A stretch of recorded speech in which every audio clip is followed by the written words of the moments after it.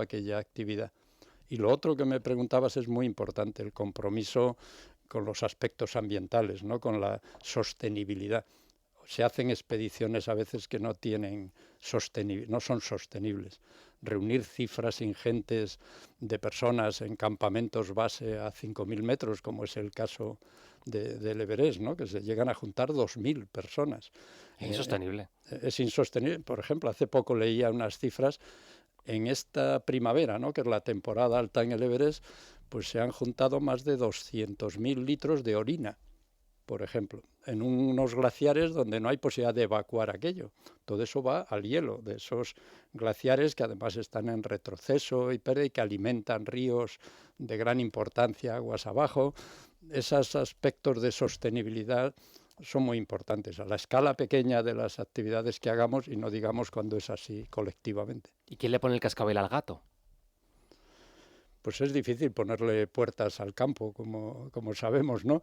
Y quizá es una responsabilidad individual, pero la sociedad va por ese camino de hacer cosas para contar que se han hecho, e incluso a veces es las que más trascienden ese tipo de cosas, porque quienes las hacen se ocupan de moverlo en las redes.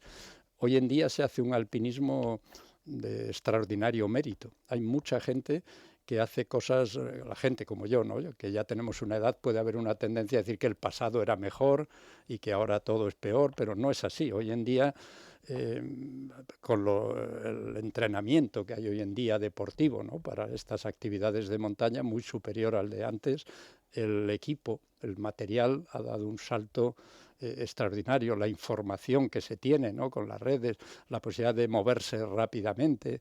Todo esto son ventajas que llevan a gente a hacer cosas de una dificultad que antes no se hacían. Pero normalmente son grupos pequeños cuyo objetivo es ese reto y se enteran muy pocos, solo los que están en ese círculo especializado, digamos. En cambio a la gente le llega pues el que ha hecho tales 8.000, ¿no? Y se tiende a que el que ha subido 6 8.000 pues es un alpinista el doble mejor que el que ha subido 3 8.000.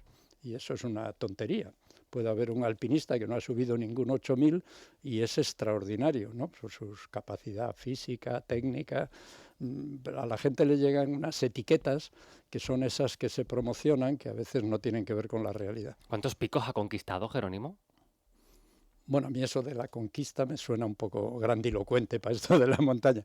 Picos a los que he subido, pues claro, como yo empecé a ir a la montaña con 10 años, hace ya muchas décadas, primero fáciles y caminar, y sigo yendo a la montaña, ¿no? He estado en el Himalaya este año, hace 3 meses, 4, y he subido a muchas montañas, algunas muy conocidas, muy altas, de estas el propio Everest, ¿no? Y otras muy altas en todos los continentes, y mi propia profesión, ¿no? Como geólogo me ha llevado también a subir muchas montañas por fines científicos, no solo. Entonces he tenido la suerte de subir a muchas montañas. No sé si en esas subidas por primera, segunda vez, a lo largo de todos estos años, Jerónimo le ha permitido ver de cerca los efectos del cambio climático.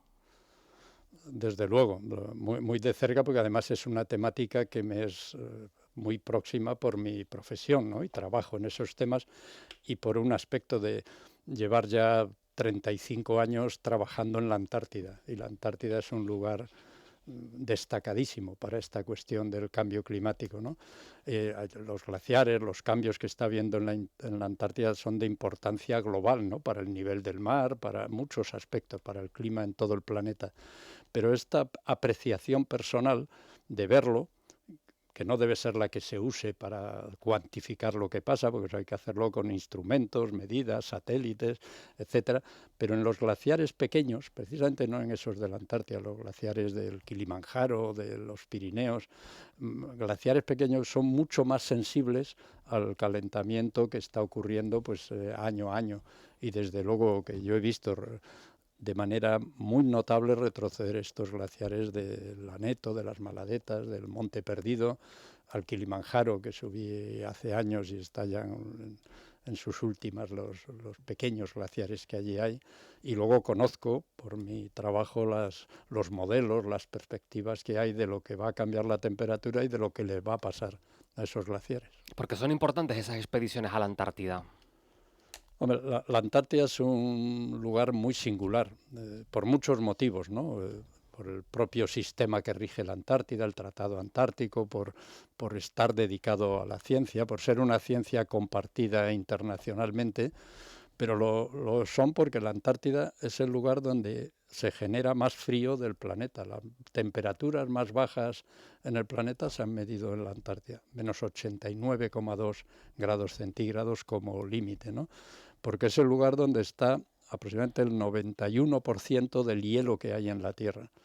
Y eso, por un lado, genera un frío que a través de la atmósfera, de los océanos, se transmite al resto del planeta. La maquinaria que mueve las corrientes marinas, que traslada y condiciona el clima pues, de Canarias y de todo el planeta, tiene su motor principal, sus motores principales en la Antártida, que luego se retroalimentan en el Ártico, pero es esa gran cinta transportadora, ¿no? Que se llama la corriente termoalina, tiene un punto esencial en la Antártida. Entonces allí hay una información incluso que no puede encontrarse en otros lados. Por ejemplo, esta que está en el propio hielo de la Antártida, donde llega a haber casi 5 kilómetros de grosor de hielo, en el punto 4.800 metros en el punto máximo.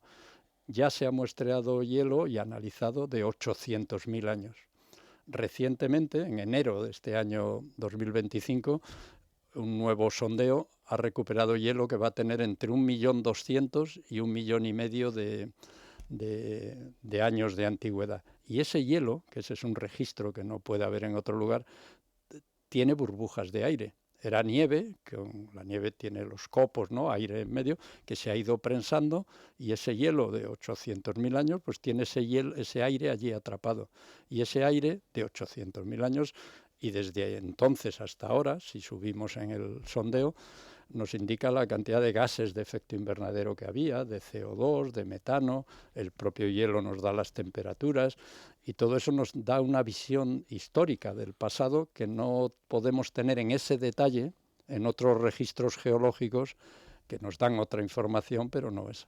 Contrasta los hechos, lo que dice la ciencia, y se le puede sumar también esa parte personal de lo que ha comprobado en primera persona Jerónimo, con los discursos negacionistas por parte incluso de grandes potencias del mundo. No se le escapa a nadie. Donald Trump, por ejemplo, dando pasos atrás en la lucha contra el cambio climático y ideologizando, ¿no? una cuestión que la ciencia desde hace mucho tiempo, esto no es nuevo, que hay muchas décadas de trabajo y de investigaciones alertando, ahora con mayor conciencia por parte de todos. No sé cómo se puede combatir esto porque parece que es que ni los datos ni la ciencia importen ya para alimentar o para sí, alimentar ciertos sesgos que quieren ver aquí un negocio. Hombre, importa y mucho, y creo esto mismo que estamos haciendo, hablar de ello, que otros lo escuchen. Lo que yo haría, y más importante, es recomendar a todo el que quiera saber eso que vaya a fuentes fiables, ¿no? A la investigación científica que, por ejemplo, sintetiza y presenta de manera entendible el panel intergubernamental para el cambio climático, ¿no? El IPCC, estas reuniones que hay cada año, ¿no? De las conferencias de las partes, ¿no? Que se reúnen para ver toda la documentación que surge de ahí, que está accesible online gratuitamente, que incluso está en español, la información, pues el español es una de las lenguas que se manejan en esto, con otras 3 o 4 solo, pero que se vaya a esas fuentes. Y es muy importante que aunque haya, afortunadamente yo creo que cada vez en menos número, pero hay algunos actores muy significados, como lo que has mencionado de Estados Unidos, que son de enorme importancia y que el terreno que puedan ganar esas tendencias, no ya con el cambio climático, con las vacunas y con otras muchas cosas que sabemos, pues hay que combatirlo con este mensaje, ¿no? De ir a fuentes fiables, de que la ciencia sea lo que da las bases para las decisiones políticas y para que el público en general atienda a esos mensajes. Le quería preguntar por la manera correcta, adecuada, según usted, de ser montañista, de ser alpinista, pero lo quiero abarcar más allá. ¿De qué manera, teniendo en cuenta esto que nos contaba, ¿no? De la masificación de ciertos entornos naturales? Aquí en Canarias se ven también muchísimos ejemplos. El Teide, por ejemplo, el Roque Nublo, entornos bellísimos que se colapsan de coches que prácticamente pues, quieren llegar hasta el extremo final, donde es imposible aparcar, se generan caos y el efecto evidente en el entorno con la presión. ¿De qué manera viajar? ¿De qué manera conocer mundo y ser conscientes de nuestra presión, de la presión que ejercemos cuando vamos a un entorno del que también queremos disfrutar? ¿Cómo se gestiona? ¿Esto has Es reflexionado como, al respecto? sí, sí, mucho. Lo reflexiono personalmente en las actividades que hago y lo veo y considero importante reflexionar sobre eso. Quizá lo mejor es lo que yo pretendo hacer, no ir en las fechas y a los sitios que me dicen que tengo que ir, sino que cada uno busque el viajar no como un consumo del viaje, sino como una actividad que nos conduzca a aquellas cosas que nos atraen. A mí, por ejemplo, no me atrae eso, no encontrar dónde dejar el vehículo, ir en fila con mucha gente, pues evito ir a esos sitios y en las fechas que va todo el mundo. Y ese terreno siempre lo hay, porque es verdad que hay lugares que se han hecho tan populares que parece que son un foco de atracción. Los parques nacionales son extraordinarios, son necesarios para conservar el medio ambiente, pero a la vez se convierten, cuando un espacio se declara parque nacional, parece que hay que ir a verlo porque allí habrá algo cuando han hecho esto que tengo que verlo yo. Y entonces, pero muchas veces eso lo hay en lugar de en el sitio a donde nos conducen por la vertiente contraria, en otro lugar, en otras fechas. Plantearnos eso, porque lo otro es una incomodidad, ver esos paisajes en fila y masificados, a la vez que hay que entender que hay que ponerle límites. Alguien tiene que evaluar, ¿no? Sopesar la capacidad de acogida que tienen los sitios y todos debemos entender, a veces también entender que hay que hacer esfuerzo para hacer eso, en buscar la información, en saber a dónde ir, que no va a ser lo más que nos dan fácilmente las agencias, sino que vamos a tener que explorarlo y a veces hacer esfuerzo físico.